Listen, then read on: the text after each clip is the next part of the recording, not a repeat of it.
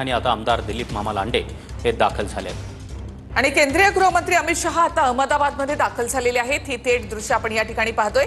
केंद्रीय गृहमंत्री अमित शहा आता अहमदाबाद या ठिकाणी दाखल झाले आहेत। विमान अपघाताची माहिती मिळताच त्यांनी भूपेंद्र पटेल मुख्यमंत्री गुजरात यांच्यासोबत फोनवरून संवाद साधला। त्याचबरोबर केंद्र सरकार सर्वतोपरी मदत करेल असं देखील त्यांनी म्हटलेलं होतं। केंद्रीय गृहमंत्री अमित शहा यांचा हा ताफा जो आहे तो या ठिकाणी दाखल झालेला आहे। पोलिसांचा प्रचंड बंदोबस्त जो आहे तो या संपूर्ण परिसरात आपल्याला बघायला मिळतोय।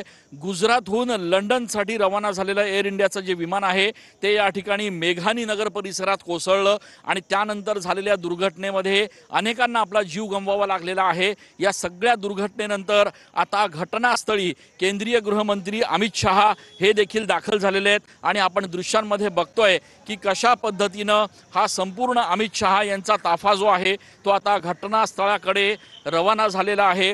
अत्यंत दुर्दैवी अशा पद्धतीची ही संपूर्ण घटना आणि या घटनेनंतर आता स्वतः केंद्रीय मंत्री अमित शहा जे आहेत ते या ठिकाणी घटनास्थळी दाखल झालेले आहेत। त्यांचा ताफा जो आहे तो आता या ठिकाणून पुढे गेलेला आहे आणि आपण बघतोय की कशा पद्धतीने या संपूर्ण दुर्घटनेनंतर खरं तर गुजरात प्रशासन जे आहे ते पूर्णपणे या ठिकाणी कामाला लागलेलं आहे। अत्यंत दुर्दैवी अशा पद्धतीची ही घटना म्हणावी लागेल। गुजरातहून लंडनसाठी रवाना झालेलं एअर इंडियाचं जे विमान आहे ते अहमदाबादवरून टेक ऑफ घेतल्यानंतर मेघानी नगर परिसरात कोसळलं आणि त्या ठिकाणी अनेकांचा मृत्यू जो आहे तो या ठिकाणी झालेला आहे। 242 लोक प्रवासी जे आहेत ते या ठिकाणी या संपूर्ण विमानामध्ये प्रवास करत असल्याची माहिती समोर येते आहे आणि त्या पार्श्वभूमीवर आता एकूणच तपास आणि चौकशी जी आहे या संपूर्ण प्रकरणाची ती सुरू झाल्याचं आपल्याला बघायला मिळतं आहे।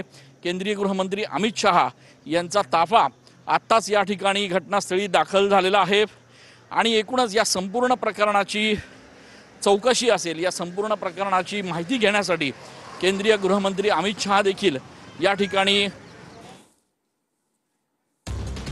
तर केंद्रीय गृहमंत्री अमित शहा